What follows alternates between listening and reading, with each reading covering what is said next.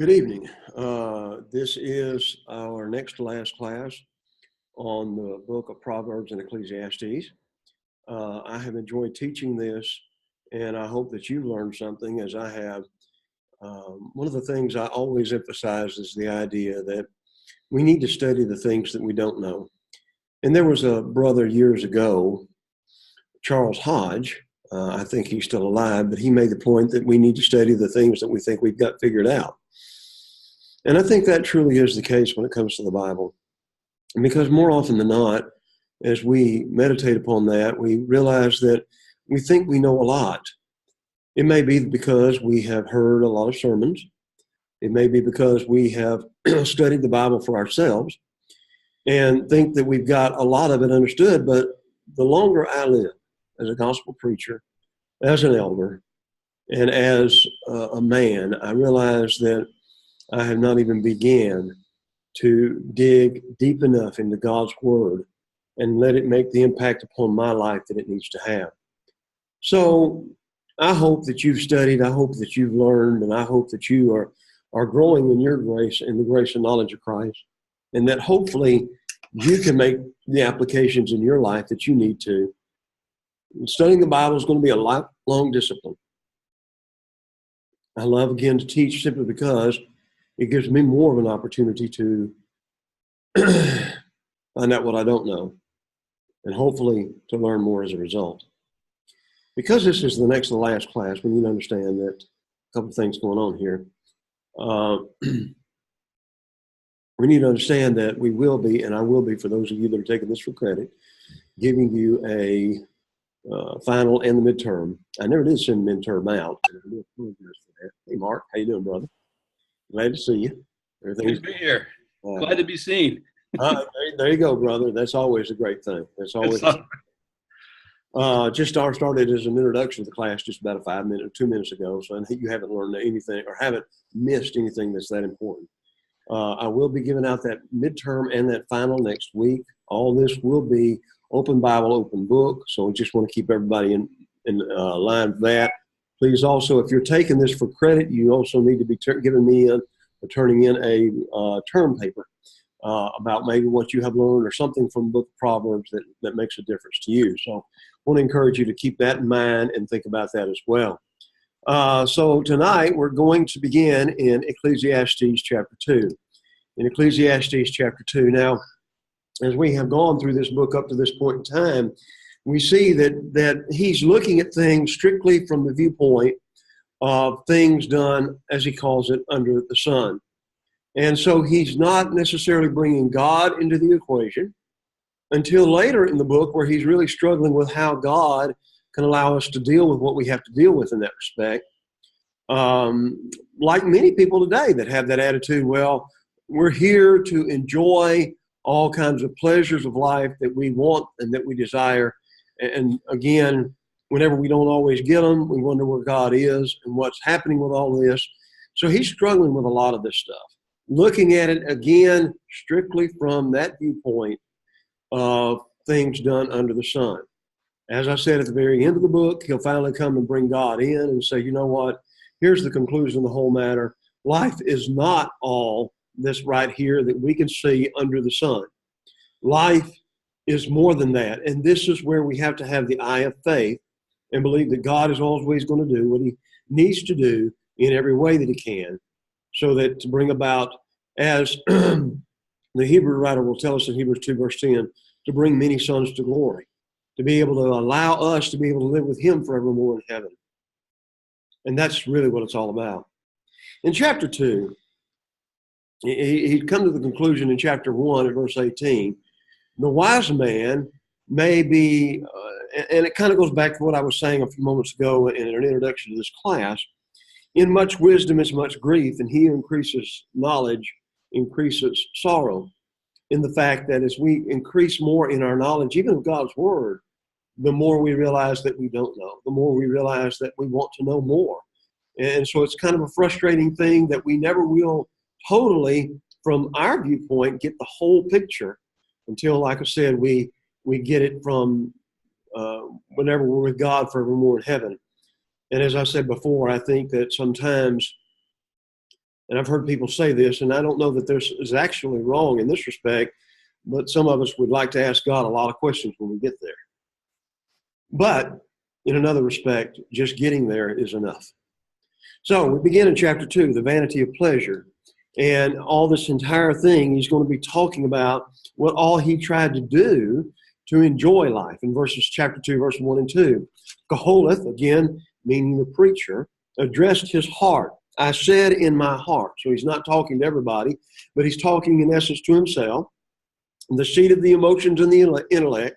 So again, it's like the rich fool of Luke chapter 12, verse 20, who said, I'm going to build greater barns.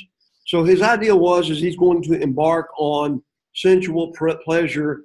And again, that which the senses delight without necessarily being sinful. This word mirth here refers a lot of times to harmless amusements and delights. And again, he thinks, I'm going to give myself to this, therefore enjoy pleasure. But this was vanity. So he ordered his soul. This is what he's telling his soul to do. I want you to enjoy pleasure, to see this. So as he does this, he's experiencing it. He enjoys it. And again, is he using all that he learns for the selfish enjoyment of himself, or is he using it for others? Hopefully he's using it for others. But again, what does he say? It's all vanity. I've told myself to enjoy gladness, to enjoy pleasure, and it's all vanity. I said of laughter, madness, and mirth. What does it accomplish? So again, this idea is laughter is mad. Sometimes it's totally irrational. What do we laugh about? And I think a lot about that with regards to Christians and what we see and what we do spend a lot of time laughing about. And again, it's things sometimes that we shouldn't laugh at. On another respect, even the things that we might say as good jokes in that respect, after it's all said and done, we might share it with somebody else. But, it's one of those things that I have in my life, and probably because I don't tell jokes that well. When you tell it again the second or third time, it's not quite as funny as it was first time, right? What does mirth contribute toward the goal of happiness and contentment? Does it fill the void of one's soul? No, it doesn't. Does mirth give lasting satisfaction? No. He says, in essence, even you can have, and even remember what he says in Proverbs 14, verse 13, where he emphasized the idea that somebody could be laughing, but even in laughter, Proverbs 14, 13, the heart may ache, and the end of joy may be grief. So sometimes there's folks that are laughing on the outside, but inside, what are they? They're miserable. Think about the idea next. He says, I searched in my heart how to gratify my flesh with wine, while guiding my heart with wisdom to how to lay hold on folly, till I might see what was good for the sons of men to do under heaven all the days of their life. So he experiments with wine. And again, it's that same phrase, I sought in my heart, I spied out in my heart. So he tried another idea using this philosophical spirit. He would nourish himself with wine, literally this ideal of guiding or gratifying myself, nourishing my heart with wine. And again, the attitude was he seemed like he thought that he had enough wisdom that he would know when to stop. He aspired to be what we might call a connoisseur of fine wine, all right? And again, so you don't find a man here that's just giving himself over to excessive drinking, because why? He emphasized the idea, he says, till I might see what was good for the sons of men to do under heaven all the days of their lives. And he says, I was guiding my heart with wisdom, so he knew when he could cut it off. And again, that's the way it is oftentimes when people do pursue some sort of vice. Well, I'm mature enough, I can handle it, I can deal with this in such a way, I know when to cut it off.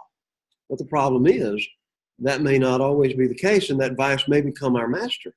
But in this particular case, it seems like that he tried this, and he found out that, it really brought, it was like he was going to be foolish in this matter, in a sense. Again, all this, what he thought, harmless and enjoyable forms of nonsense. So he regarded this dalliance with wine as foolish. And again, you saw where all this winds up leading. So he realizes he really doesn't get anywhere with that. In verses 4 through 6, chapter 2, He said, I made my works great. I built myself houses, planted myself vineyards, made myself gardens and orchards, and planted all kinds of fruit trees in them. I made myself water pools from which to water the growing trees of the grove. So again, he now turns to work. There are a lot of people that are workaholics. I do remember my dad was one of those. And then whenever he got to the point to where he could not work, I mean, it was just like you just sucked the life out of him and he couldn't do anything anymore. What did he do? Well, again, Solomon did have a lot of passion for erecting a lot of houses. He took 13 years in building himself a huge palace for himself. At the same time, it seems like that he was making sure that the temple was being built in in 7 years. He built the house of the forest of Lebanon, which was full of cedars. He built the porch of the pillars. He built the hall of judgment. He built a house for Pharaoh's daughter, which was his wife. He built fortresses, store cities, chariot cities, distant lands such as Tadmor in the wilderness. And you can read all about this, 1 Kings chapter 7, 1 Kings chapter 9, 2 Chronicles chapter 8. And again, he did all of this. I made my works great. Now, again, he said, I built myself. He didn't include here the temple in this place because, again, he's talking about building these things for his own personal glory. He not only built this, but he made himself gardens. Okay? He mentions, like David in 1 Chronicles 27:27, he planted vineyards. One of them, according to Song of Songs, or the Song of Solomon, in chapter 8, verse 11, was in Baal-Hamon. He planted gardens.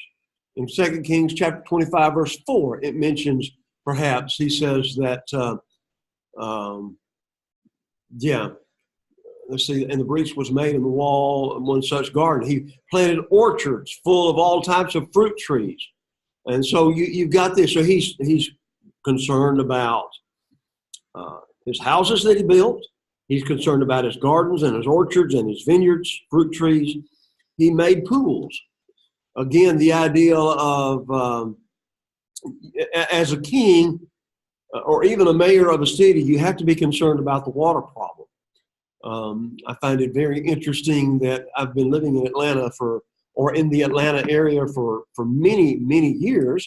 And to make a long story short, there has been an ongoing, and you know what I'm saying in this respect, there has been an ongoing suit between the Corps of Engineers and the states of Florida, Alabama, and Georgia on how or what the Georgia could do with the Chattahoochee River.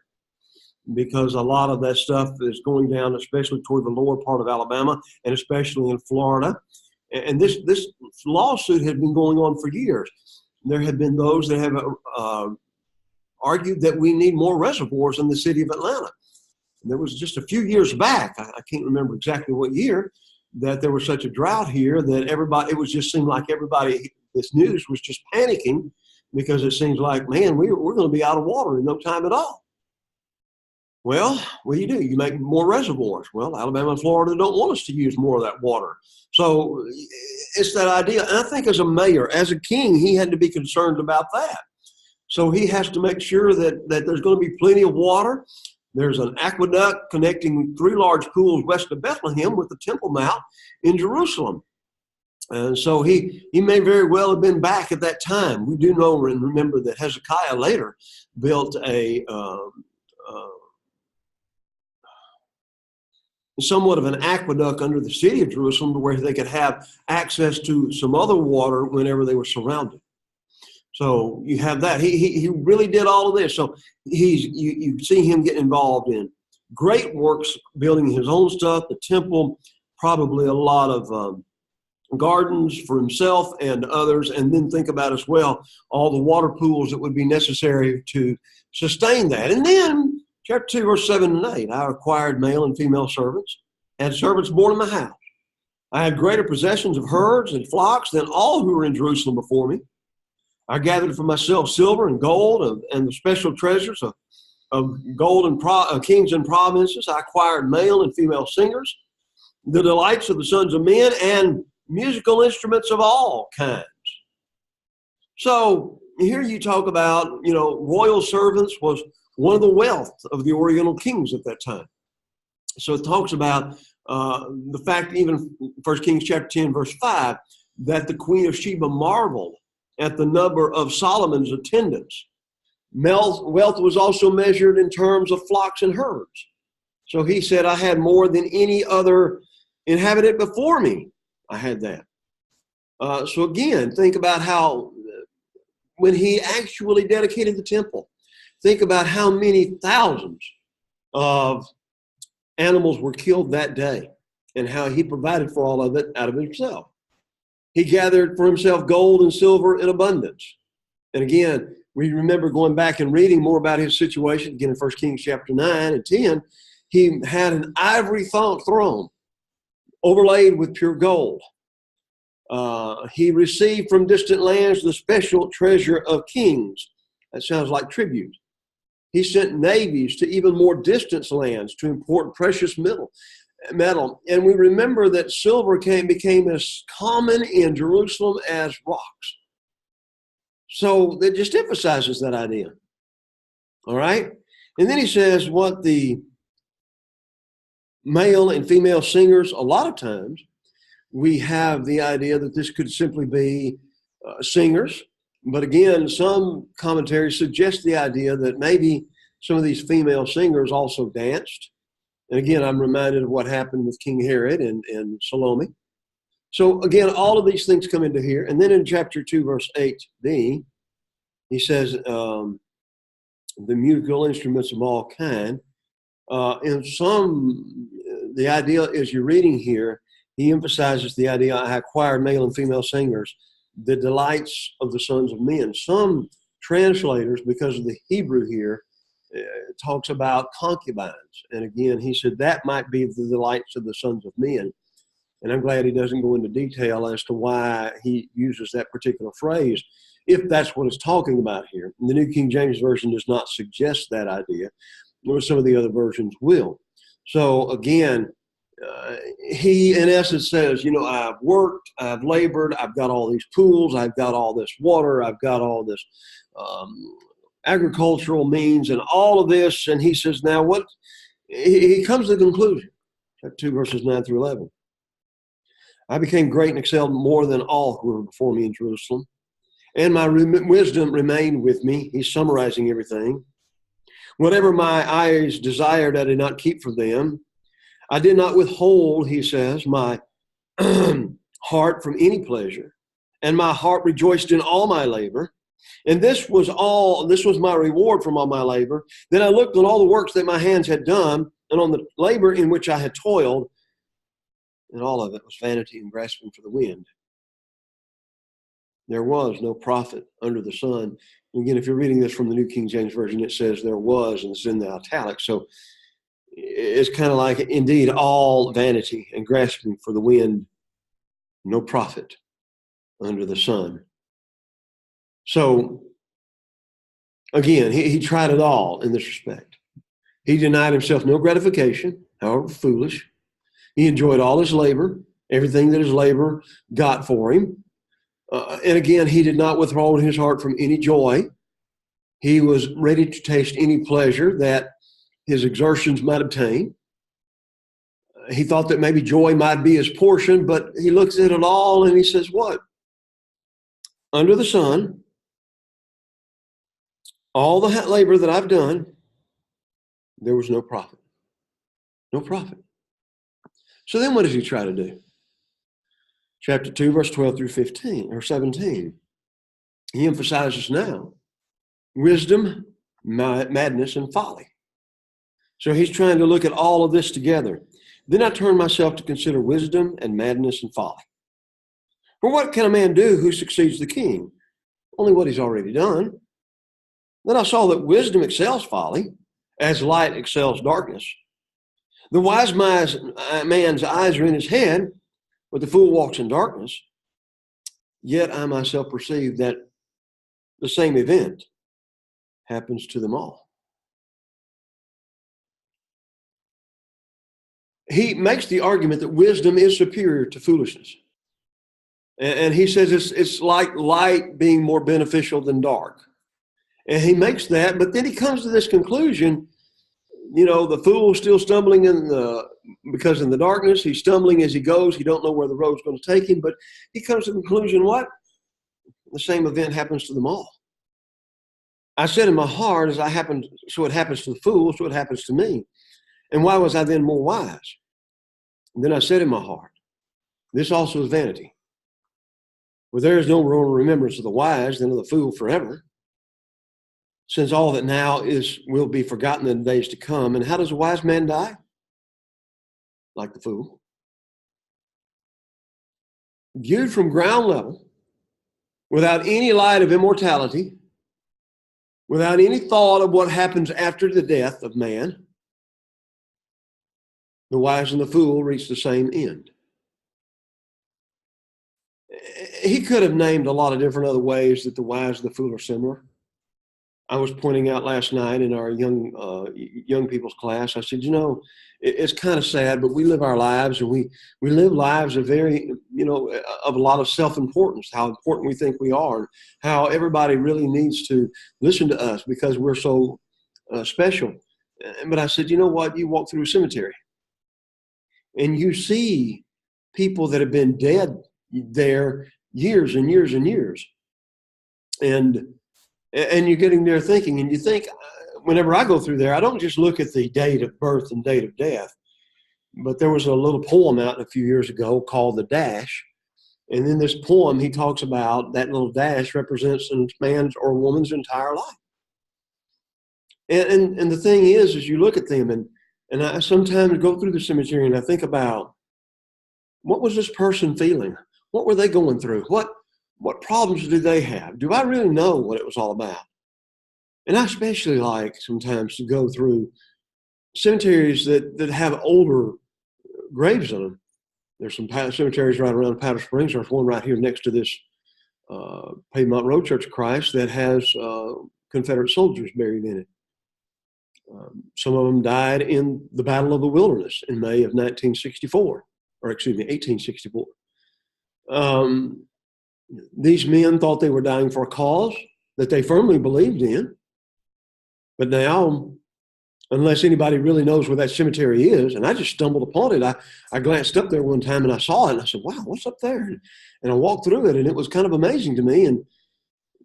But no, I would dare say that the people that travel down Piedmont Road, I would go so far as to say probably 99% of them doesn't even know that cemetery is there. Now, if that doesn't bring you home to what's really important, we think about, well, my family's important. Well, it is. Don't get me wrong, but our families are going to pass away. Earlier this month was my mom's 13 years since she's been gone, and I think about her every day. But again, it's one of those things that she's in my heart. She's going to be in my heart, but I'm sure that my sons do not look at her that way. And I know my grandchildren who never knew her would not even have a clue. So 3, maybe 4 generations, and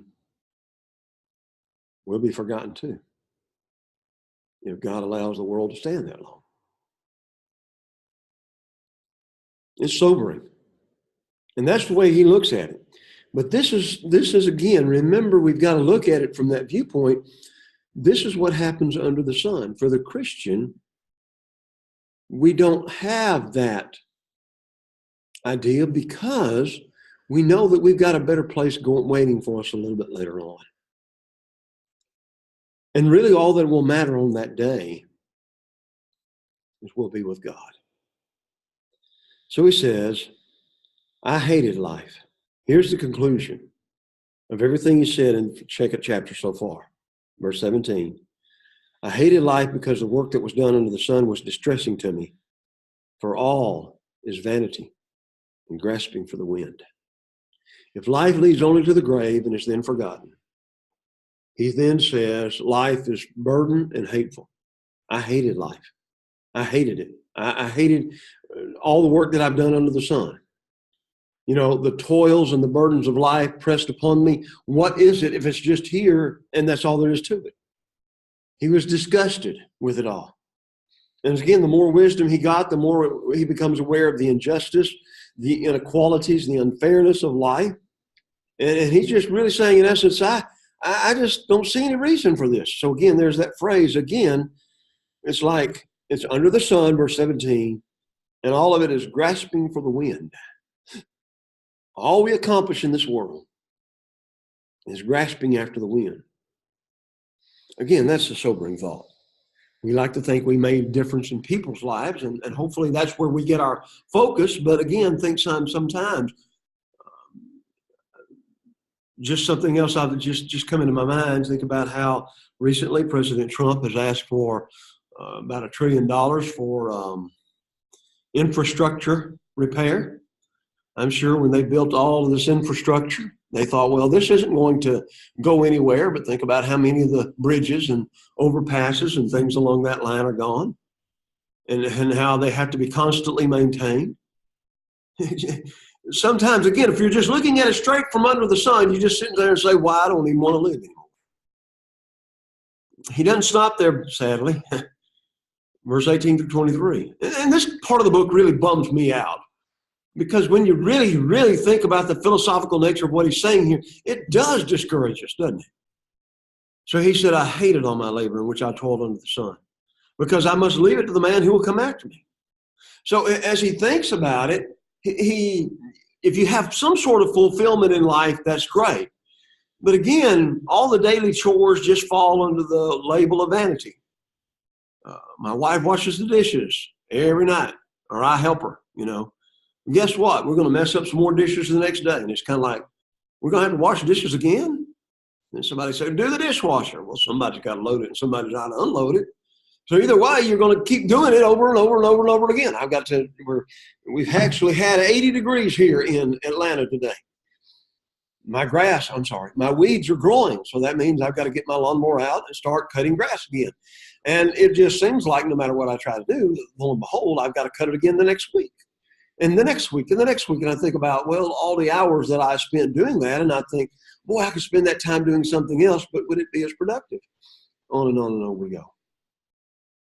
He says, I hated all my labor done under the sun, and I want to give it to somebody after me. And could it be that he was maybe thinking about Rehoboam? Did he know enough about Rehoboam to really sit back and say, Rehoboam's not going to be that very smart of a guy anyway? And so he said, and here it is. And who knows whether he'll be a wise or a fool? Yet he will rule over all my labor in which I toiled and in which I have shown myself wise under the sun. This also is vanity. What's he going to do with what I've left him? Good question. And the thing is, he says he's aggravated. He's aggravated because he's going to leave it all to somebody, and he really doesn't know his successor, whether he's going to be wise enough to do what he needs to do it or not. So I turned my heart and despaired of all the labor in which I had toiled under the sun. Now, maybe now, and again, he's writing this as he thought about all that he did before, and now he's writing and says, I'm about to die, and here's where it is. What's it all going to be? Is anybody going to remember me? What are they going to remember me for?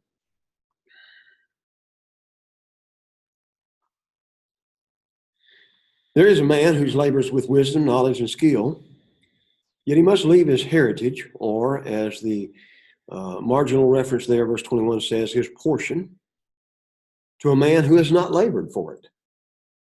This is vanity and great evil. For what has a man of all of his labor, and for with the striving of his heart with which he's toiled under the sun, all his days are sorrowful, his works burdensome. Even in the night, his heart takes no rest.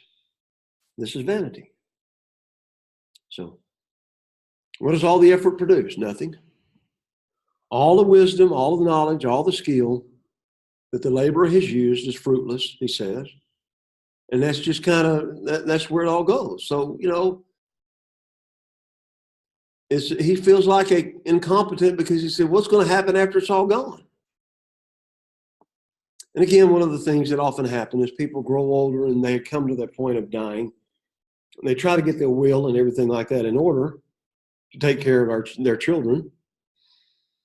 But I have been a part of funerals and so forth where the fights start in the funeral home.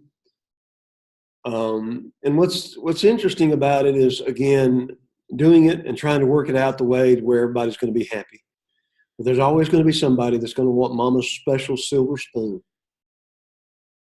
And they're going to fight and cause and create problems all throughout it all. It's kind of a vulnerable book right here. It is. If, as I said, we're looking at it totally under the sun.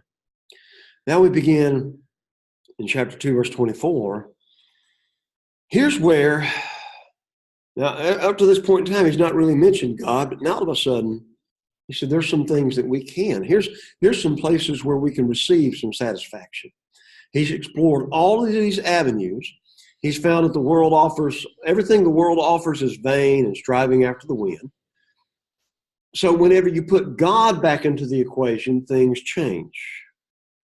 Let's notice verse 24 and 26. Nothing is better for a man than that he should eat and drink, and that his soul should enjoy good for his labor.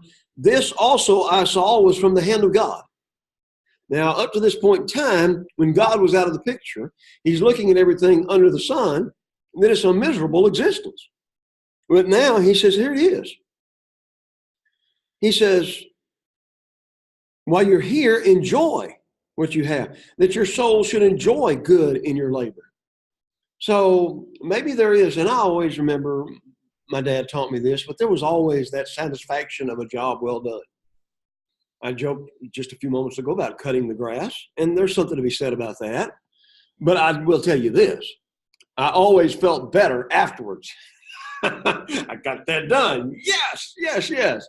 When I wash and wipe the last dish and helping my wife cook or do that, then yes, it's all over with. You know, it's done. So there's something to be said for that. And I think, again, that's what he's trying to emphasize. If you're trying to find that here, when you bring God back into it, then you enjoy it. For who can eat or who can have enjoyment more than I? He says, for God gives wisdom and knowledge and joy to a man who is good in his sight, but to the sinner he gives the work of gathering and collecting, that he may give it to him who is good before God. This also is vanity and grasping for the wind. When we put God back in the picture, then we see some different things here.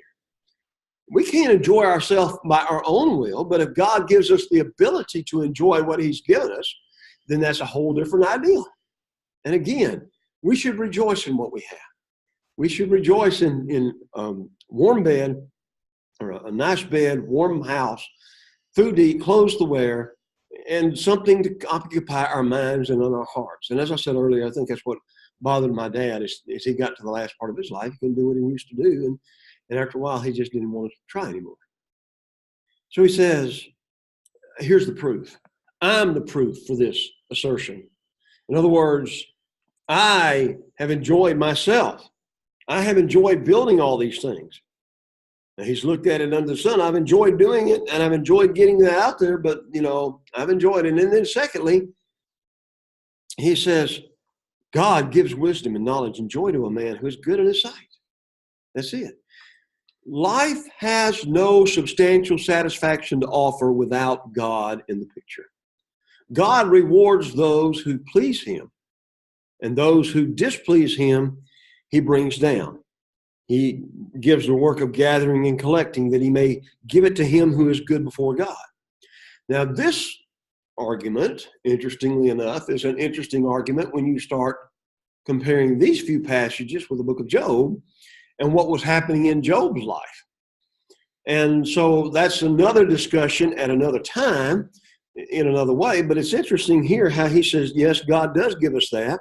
But we also remember that Job enjoyed it before these calamities fell, and he enjoyed it after God blessed him once again. So we have to look at it in Job chapter 1 and then Job chapter 42, and we see that how it all comes back into the same things being said right here in this respect. So the sinner takes great pains, expends continuous labor that he might amass wealth, but God disposes of it just that quickly. It's gone. All right? So what happens? Well, talking about beginning in verse 24, he's mentioned God 4 times in these verses. Now beginning in chapter 3, verse 1, and going through verse 9, a passage that we often read again out of context, he emphasizes the idea that what? The providence of God arranges every detail of man's life.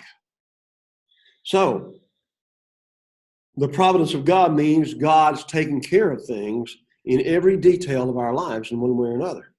There have been times in my life, and all of us have, probably where we woke up and said, wow, that God was working there in that respect. But then there was a lot of things going on behind the scenes that I don't even think about.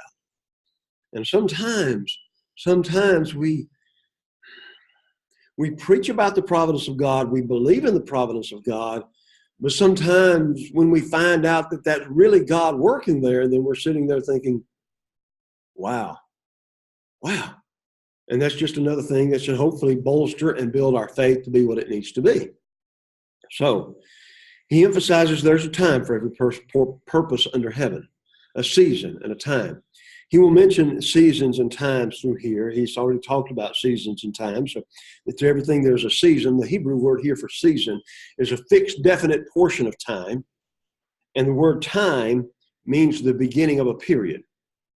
So you have a season that is a definite portion of time, but the time itself is the beginning of whatever that season is. So everything refers to everything, he says there, may refer to man's movements and actions and what concerns them. There is a purpose, sometimes a delight or a pleasure, but sometimes the word could also mean a business, a thing, a matter. So divine providence arranges the moments when everything shall happen and assigns the duration to that event. God working behind the scenes. Risa on her Facebook page said it started out with me and her, and now we have 16. Our children and our grandchildren and our daughters-in-laws, and we're sitting there, all of us, 16 people now all of a sudden. And I never, of course, I was 19 when I got married. I will be married 40 years, a couple of years. And the bottom line, as I think about it, is this: where's the time gone? But again, that's how it all happens, right? That's how it all happens. Here's also something he's going to make here. He wants us to remind us of the fact that wisdom, wealth, success, happiness, all of that is not really in our hands. We do what we can, but none of this is really anything that comes because of our own efforts. It's because God gives it to us. So a lot of times when we're making a plea for the church to give money, and in every service of the Lord's church, we will emphasize singing and partaking of the Lord's Supper, but we will also at that time at South Cobb, we'll take a couple of minutes and talk about giving and what we need to be willing to give back to God. And we'll always make that point. Everything we have has been given to us by God, and we'll say, amen, amen, amen. And then Tommy will go out a lot of times and think, yeah, everything's been given to us by God, and think about that when I'm giving, but then I walk out and I talk about my car, my truck, my house, my lawnmower, my, and I've forgotten that it came from God. Let's look at some specific illustrations. Chapter 3, verse 1 is kind of the introduction, but also telling us what he's going to talk about. In chapter 3, verse 2 through in chapter 3, verses 2 through 8, he's given us example after example after example. There's a time to be born and a time to die. Okay, so there it is. And again, and what's interesting about this, in a lot of the Hebrew manuscripts and in most of the printed texts, you're seeing there's two parallel columns here. In my Bible specifically, he has an indentation on a time to be born and a time to die, and then that further indentation is at a time to die. So, as we're thinking about that, you see the contrast that he's trying to make in all of this. So we should be born and die. All right? So let's think about that for just a moment. That's true. Those who at one time give life to others must invariably die. It's appointed unto men once to die, Hebrews 9, verse 27. That's true in the vegetable realm. A time to plant and a time to pluck up that which is planted. I love to plant. I love to garden, a little garden that I have right there. And I love to plant the tomatoes and I love to eat them. But there's also a certain amount of joy when at the end of the season, I'm pulling everything up, plowing it all under, letting it all rot and saying, it's over for another year. Isn't that interesting? And when you think about it, that's only for something like maybe 6, 7, maybe 8 months tops, right? There's a time to kill and a time to heal. Now, it could be, and when he talks about a time to kill here, it could have that the preacher was thinking about the execution of a criminal or justifiable homicide or defense of the oppressed. Sometimes that happens, okay? Sometimes there's times when, well, the Old Testament emphasized there was ways and circumstances where people were to be put to death. And so that needed to happen. So he said, but then at the same time, there's times when people need to go to the doctor. They need to get better. Now think about this: time to kill, time to heal, time to break down, and time to build up. Now, just as it is with us as individuals, time to be born and time to die. And he made the contrast there in verse 2: time to be born and time to die, a time to plant. Here you have a time to kill and time to heal, and a time to break down. So we as human beings may have situations come up to where we need to heal people. There may be times when death needs to take place. Same thing when it comes down to building houses. Time to break down, time to build up. Okay? And again, that's what's so very interesting about this. You see the kind of the corollary between these two things. A time to break down what we've built up. Unsuitable, old, or dangerous structures will be improved and replaced by new and improved buildings. Go back and look at all the pictures since we've had cameras. And especially places like downtown Atlanta where certain houses were, they would tear these houses down and build some massive shopping mall or something like that there. It's amazing, right? There's a time to weep. There's a time to laugh. There's times of extreme joy. There's a time of extreme sadness. And a lot of times these come suddenly and unexpectedly. Okay, so here is the manifestations in the heart. Now what? Whenever our heart gives its outward manifestations, you have mourning and you have a time to dance.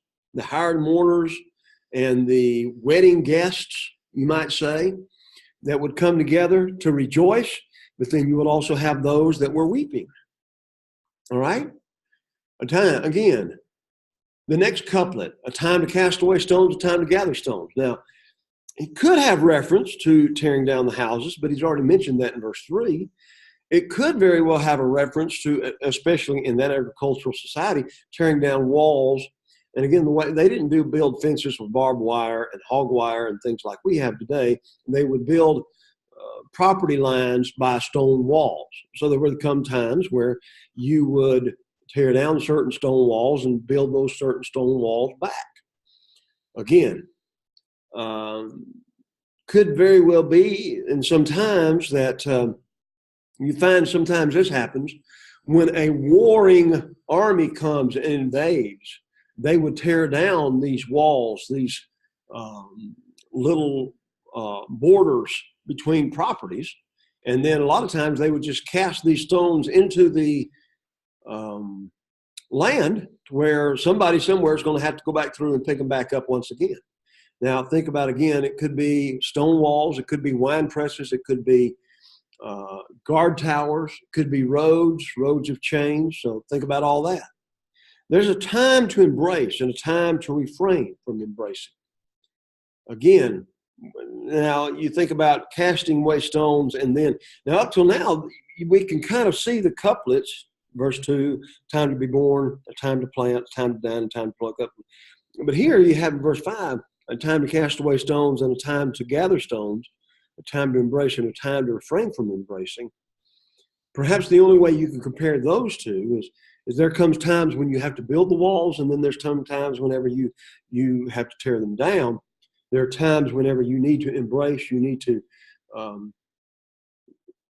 help somebody, encourage somebody, and maybe it's an expression of affection here, absolutely. But then there are other times when giving that display of affection may be inappropriate. Okay? You don't, for example, give yourself over to delights of love and friendship during a time of worship, right? There we're supposed to be concentrating and thinking about God, but after it's over, we embrace, we hug one another, we let one another know that we care about one another. So there's different times, a time to gain and a time to lose. Another way of translating that was a time to seek and a time to give up as lost. The older, and again, the older I get, the more I spend my time trying to find what I've lost. Last night, I got home and I could not find my cell phone. And I asked my wife if she knew where it was. No. Now we got this little feature on our Mac computer as well as iPads and iPhones that I could tell my iPad to find my iPhone. And lo and behold, it told me that I lost it at church or left it at church. I said, okay, now I just got to find it in the church building. So here we go again. We spend so much time seeking, right? Right? So there's a time to gain and a time to lose. A wise businessman knows the time that he should pour money into something and then the time to write it off and say that's it. And there's a time to keep and a time to throw away. Again, prudence will preserve assets until maybe those assets can be liquidated for something more important. Think about how we remember reading in Acts where Paul and the people on that ship jettisoned the cargo, which they thought was vitally important, just to be able to make it to where when the ship sank, to where they would be able to live. So there's a time for that. There's a time to keep, a time to throw away, a time to tear, and a time to sow. Again, there are times when natural clothes to tear, it's natural to tear clothes to pieces from grief, from anger, or some other cause because they're old and worthless. But then there's times whenever we should mend them. Now, let's also be honest about this. We're living in a culture today where we throw away. We don't mend nothing anymore. We go ahead and just throw it all away, right?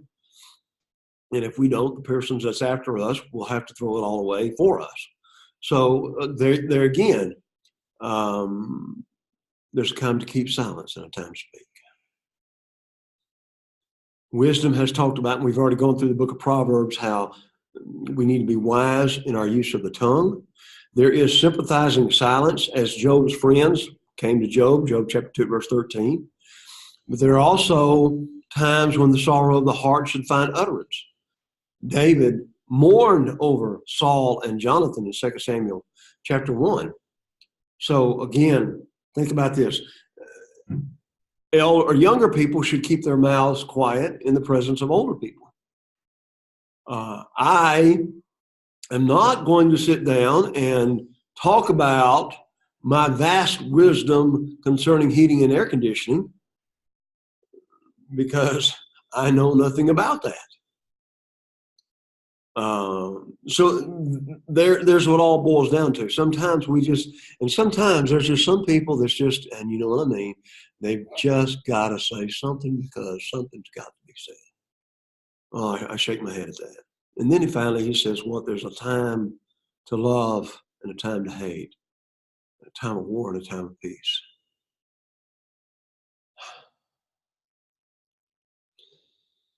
We've always lived during times of wars. Men are going to be warring about no matter what. Statesmanship brings us to the point to where hopefully we can be at times of peace. But really in our entire world on this planet, we're just one button push away from annihilation. Yes, I still believe in the providence of God. And I believe God worked everything out the way he wants it to work out. But I often think about how we are just that close away. And we don't think about that simply because we choose not to. We got to think about other things. So there it is. That's what it all boils down to. So chapter 3, verses 10 through 15. What profit has the worker from that which he labors? I've seen the God-given tasks to which the sons of men are to be occupied. God has made everything beautiful in his time. He's put eternity in their hearts, except that no one can find out the work that God does from beginning to end. I know that nothing is better for them than to rejoice and to do good in their lives, and also that every man should eat and drink and enjoy the good of all of his labor. It is the gift of God. I know that whatever God does, it shall be forever. Amen. Nothing can be added to it, nothing taken from it. God does it that men should fear before him. That which is has already been, and that which is to be has already been, and God requires an account of what is past. So, what does God do? Here's a very great passage that deals with God. Think about for a moment God's work. Now, he's talked about in chapter 2 all of his works under the sun. Men plan, prepare, struggle to fulfill their task. But all of that is controlled by a higher law. What God says is going to happen, right? God has ordained, God has designed the human experience. There's nothing in any respect with God's administration of the affairs, all right? So there's times of construction, there's times of destruction. And that's the way it is. But again, he's made everything beautiful in his own time, or in its time. And he's also put eternity in their hearts. This word eternity comes from the Hebrew word ho'olam, or ha'olam. And he put it in our heart. I cannot even begin to imagine the faith of an atheist who says there's nothing past this life. We know that there has been a distant past.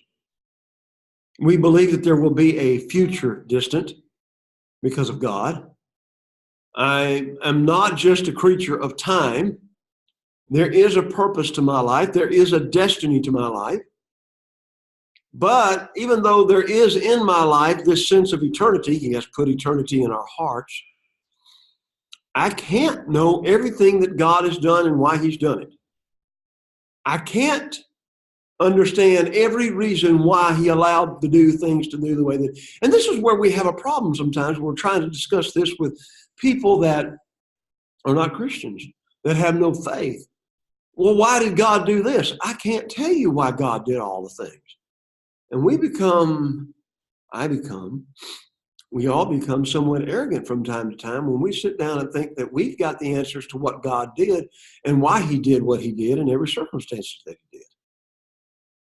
So what should we do? The best thing we need to do is realize that we cannot find out the work God does from the beginning, from the end.